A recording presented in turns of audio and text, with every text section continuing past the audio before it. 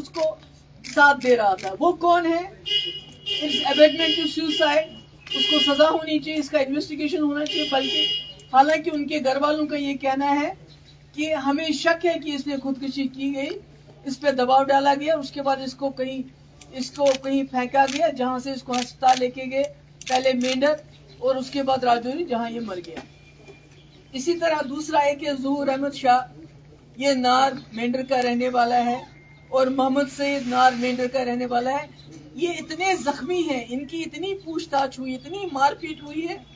एक तो मेंढर अस्पताल में है, एक राजौरी के अस्पताल में है, और इस वक्त सैकड़ों लोगों की पूछताछ हुई है, और उसमें दर्जनों या तो आर्मी की कस्टडी में है, या तो पुलिस की कस्टडी में है, या एनआईए की कस्टडी में है। तो मैं पूछना चाहती हूँ जो यहाँ सरकार है कि ये राजौरी पुंछ के लोग सबसे ज्यादा अमन पसंद है, इन्होंने बंदूक को कभी सपोर्ट नहीं किया है। तो क्या आप जानबूझ के इन लोगों के ऊपर जुल्म ढाते हुए इनको मजबूर करना चाहते हैं कि ये कुछ ऐसा अपने डिफेंस में, अपने आप के अपने बचाव में ये लोग कोई ऐसा वैसा रास्ता इख्तियार करें जिसके नताइज हम सबको भुगतने पड़े? और यहाँ से मुगल रोड का रास्ता भी बंद है, उसको भी नहीं खोलते हैं। कम से कम इंसान जाए वहां, देखे वहां जो इतना जुल्म सितम हो रहा है, कोई बात नहीं कर पाता है। बात करने की कोई बोलता है तो डर जाता है, बात नहीं कर सकता है। इसके मुख्तार के घर वाले, औरतें रो रही थी, वो चिल्ला रही थी, मगर मर्द बात नहीं करते हैं। वो कहते हैं जी हम बड़े वफादार हैं, हमने पहले भी आर्मी का साथ दिया है, आगे भी देते रहेंगे, मगर हमारे साथ ये क्या हो रहा है।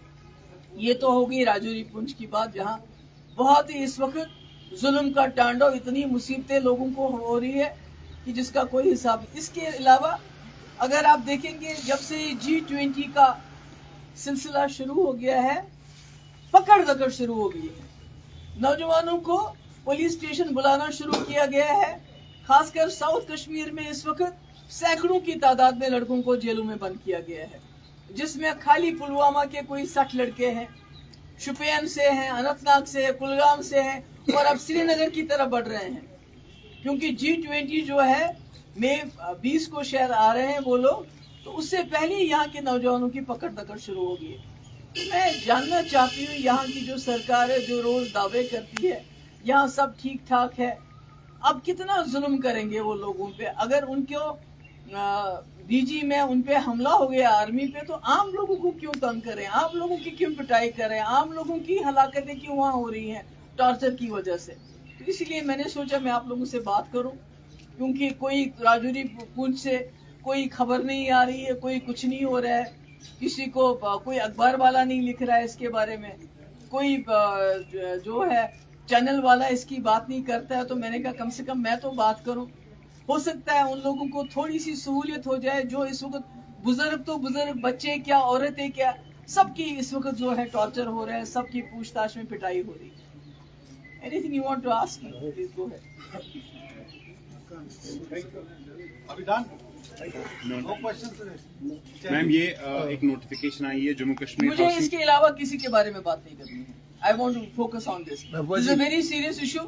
वहाँ पर जो इस वक्त हो रहा है उसको सब खाली अल्लाह ताला जानता है, बाकी वहाँ के लोगों की कोई सुनवाई नहीं हो रही है, कोई डीसी नहीं, एसपी नहीं, आर्मी नहीं, सब इस वक्त मिले हुए हैं वहाँ पर लोगों के टॉर्चर में पूछताछ की जा रही है। पूछताछ करें, बिल्कुल करें, मगर जो टॉर्चर वहाँ चल रहा है, जिसकी वजह से एक आदमी ने कहते हैं खुदकुशी की, अभी हमें मालूम नहीं क्या उसने वाकई खुदकुशी की, जिसकी वजह से 2 आदमी अस्पताल में पहुंचे हुए हैं। तो अभी मैं चाहती हूँ कि उसके बारे में आप बात करें, उसके बारे में लिखें, उसके बारे में लोगों को जानकारी दें।